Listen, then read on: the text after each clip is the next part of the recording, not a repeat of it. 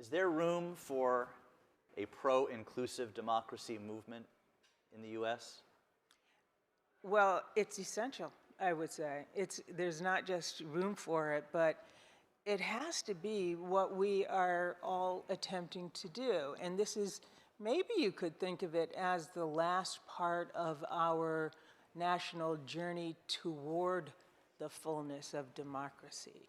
Because we all know that when we began this experiment in democracy in the United States, we didn't do it very well. We did put pen to paper, but we didn't live up to the words that were on those documents.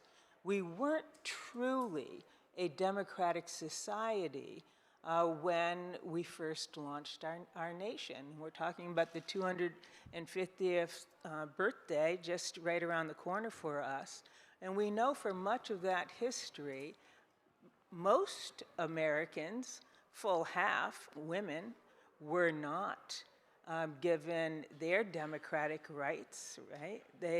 We also know we have a dark and sordid history when it comes to people of color, in particular African Americans in this country. It took us a long time to get to the point where we could fairly call ourselves a democracy.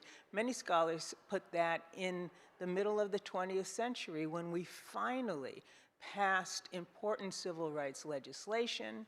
We had important decisions handed down by the United States Supreme Court, and we gave to citizens, all citizens of the United States, formal rights. But now the signs that cause us to be in this room to begin with and be concerned about the state of our democracy tells us that we aren't there yet. And there is room, in fact, an urgency for this current generation of democratic leadership to get us the rest of the way there, to be alert to signs of creeping authoritarianism. We are now living in a country that bans books. How comfortable can Americans who believe in a democratic society be with that reality? We are living in a country right now where there are laws being passed that would prevent not just dialogue, but the teaching of American history in particular kinds of ways. How comfortable are we as American citizens, today's leaders, with that current reality? So what that says to me in the work that we do with partners at the Kettering Foundation is that we're not there yet, and we have to be the ones who are attentive to today's urgencies and work towards a better, fuller democracy in the same way that generations before us had to do it.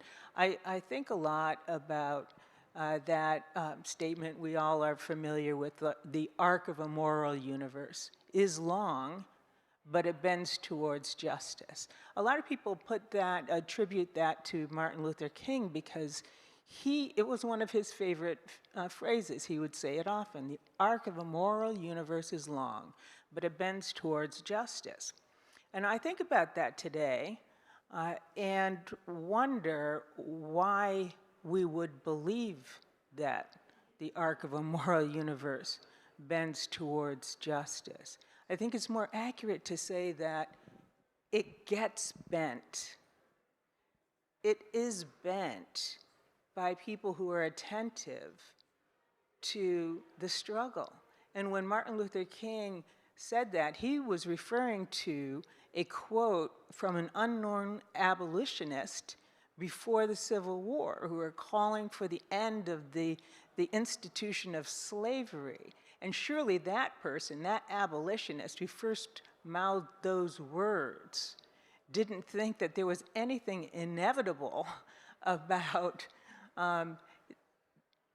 this arc bending towards justice, the point must have been, as an abolitionist, that there's a responsibility of citizens in a democratic society who want a democratic society to be a part of that bending. And I think that's what we have to be thinking about today, each and every one of us, as citizens, is what can we do to be a part of bending that arc towards justice. Martin Luther King was not naive, as we know.